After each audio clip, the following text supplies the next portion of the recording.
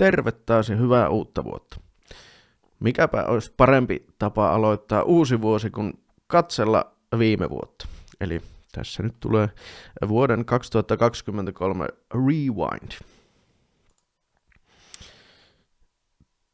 Viime vuoden tapaan niin katsellaan vähän, että mitä tuli kanavalla tehtyä viime vuonna. Ja voi vähän funtsailla sitten sen perusteella, että mitä voisi tänä vuonna tehdä toisin. Eli täällä on Children of Bodomia katseltu. Se saa ihan mukavasti katselukertoja. Ja ylipäätään tuntuu, että kyllä nämä suomalaiset metallibändit, niin ne vetoaa tämän kanavan katselijoihin eniten. Ne saa aika hyvin aina 1000 noita katselukertoja. Sitten jatkettiin tätä biisien palasia, eli niin kuin musiikin teoriasarjaa. Esittelin, mitä C-osalla tarkoitetaan. Nämä taas ei ihan niin hyvin menestynyt. Pitää vähän katsoa, että miten tuolla idiksellä sitten jatkaisi. Ainakaan niin kuin tällaisessa sapluunassa tuntuu, että katsojat sen kun vähenee videolta.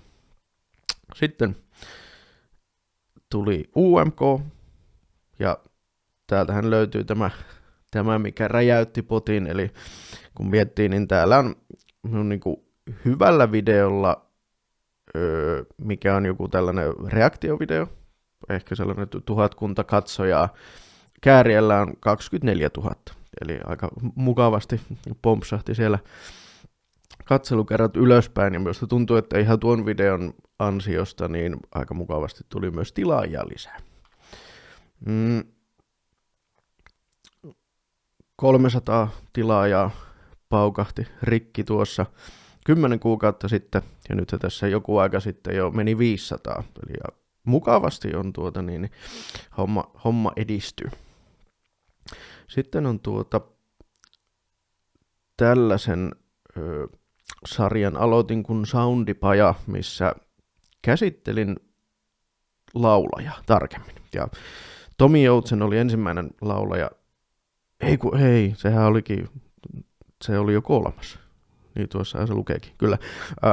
Mutta näistä videoista sen verran tarkemmin, että näihin tein vähän tarkemman käsikirjoituksen. Kaivelin vähän pidemmälle ja yritin oikein hyvin saada informaatiota ja vähän sellaista jäsenneltyä ajatusta ja analyysiä Tomi Joutsenesta laulajana, ja nekin on menestyneet ihan mukavasti. Näitä olisi mukavaa tehdä enemmänkin, mutta hemmäti työläitä. Verrattuna tällaiseen normireaktiovideoon, missä on video päällä ja sano mitä tulee mieleen, analysoi vähän silleen niin kuin lonkalta, niin nämä isompaa researchia ja käsikirjoitusta ja selvittelyä vaativat videot, niin ne on oikeasti ihan hirvittävän paljon työläämpiä. Sen takia niitä tulee vähän harvemmin. Sitten oli viisuja. Lisää jonkun verran on tehty näitä reaktioita. Hyvin vahvasti niin kuin eroaa nämä reaktiovideoiden katselumäärät toisistaan. Stamina 2500, Greta Van Fleet 78, Razorlight 51. Nämä Greta Van Fleet ja Razorlight on molemmat teidän toiveita mieluusti täytän, mutta kyllä tämä niinku näissä lukemissa huomaa selvästi, että ihmiset ei kovinkaan helposti tartu tällaisiin reaktiovideoihin, missä ei tunne sitä, mihin reagoidaan. Eli ehdottomasti näihin niin kuin tunnetumpiin biiseihin, mitkä on jotenkin pinnalla, niin ne on ne, mitkä vetää katsojia.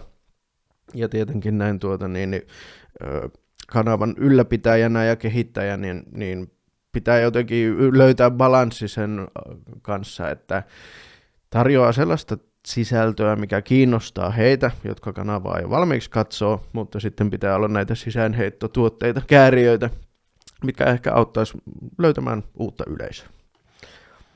Sitten vähän omaa laulelua tuolla välillä.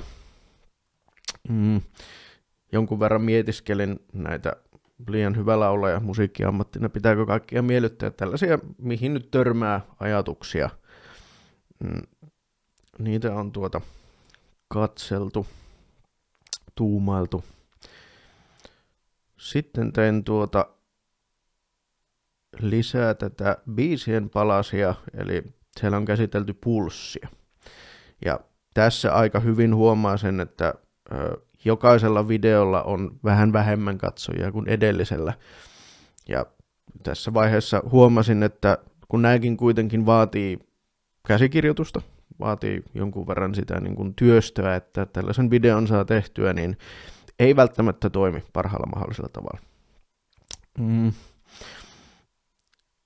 Mutta sitten taas tämä lähestymistapa, kun läksin vähän tällaisella clickbait-meiningillä liikkeelle, että mietin, mitä varten musiikin teoria on vaikeaa, miksi se on niin sellainen niin kuin pahamaineinen teema, niin tämä on vähän enemmän kiinnostanut ihmisiä. Lisää näin reaktiohommia. Tämän taivaan alla tein oman versioni. Se varmaan tuli aika mukavasti siihen, kun Hynynen oli tuolla Vain elämässä, niin jonkun verran on katsottu. Ja parit vielä tänne reaktiot loppuun ja vähän tätä yleispohdintaa. Ihan mukavasti tällainen niin kuin noin 100 molemmin puolin on noita katsomiskertoja. Se on kuitenkin jo sellainen määrä yleisöä, että ei tunnu turhalta käyttää niin paljon aikaa näiden videoiden tekemiseen.